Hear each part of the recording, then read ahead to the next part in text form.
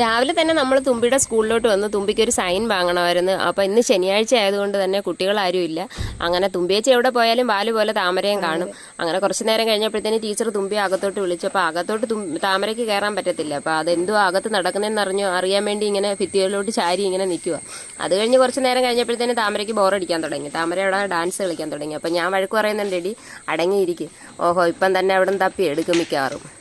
അത് കഴിഞ്ഞിട്ട് പിന്നെ കുറേ നേരം കഴിഞ്ഞപ്പോഴത്തേന് പുള്ളിക്കാരി പറയാൻ തുടങ്ങി, നമ്മ നമുക്ക് പോവാമെന്ന്. അപ്പം രാവിലെ ഞാൻ പറഞ്ഞത് നീ വരണ്ട, നീ ഇവിടെ ഇരിക്കുക, അപ്പം കൂടെ വരണമെന്ന് പറഞ്ഞ് നിർബന്ധം. അപ്പം നോക്കിയപ്പോൾ അവിടെ ഒരു പാറ കണ്ട്. പിന്നെ എന്നാൽ കുറച്ച് നേരം പാറയിലിരിക്കാമെന്ന് പറഞ്ഞ് അവിടെ പോയി ഇരിക്കുക.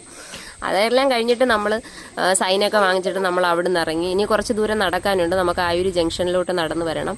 അപ്പം അവിടെ നിന്ന് ഞങ്ങൾ നടന്ന് വന്നപ്പോഴുണ്ട് താമരയുടെ കണ്ണിൽ വീണ്ടും ഐസ് ബേ കണ്ട്. അങ്ങനെ പിന്നെ ഐസ് വേണമെന്ന് പറഞ്ഞ് ഐസ് വാങ്ങിച്ചു കൊടുത്തു. അങ്ങനെ ഐസൊക്കെ കഴിച്ചുകൊണ്ടിരിക്കുക. അപ്പം താമര അവക്കാഡോയുടെ ഫ്ലേവറാണ് എടുത്തത്. അപ്പോൾ താമര ഇത് എന്തോ ചിരിക്കുന്നതെന്ന് അറിയാമോ? ഞാനവിടെ ചെന്നൊരു കോമഡി അങ്ങ് അടിച്ചു. എനിക്കറിയത്തില്ലല്ലോ, ഞാൻ ചെന്നിട്ട് അവരോട് ചോദിച്ചു ഇതെല്ലാം വീട്ടിൽ നിന്ന് ഉണ്ടാക്കിക്കൊണ്ട് വരുന്നേ തോന്നുന്നു. താമര പറഞ്ഞു, അമ്മ അതൊരു കമ്പനിയാണ് ഐസ് ബേ എന്ന് പറഞ്ഞു. നമുക്ക് ഈ മിൽമയും ആമൂലും ഒക്കെ അല്ലേ അറിയത്തുള്ളൂ. അങ്ങനെ ഓട്ടോ എത്തി ഞങ്ങൾ വീട്ടിലോട്ട്.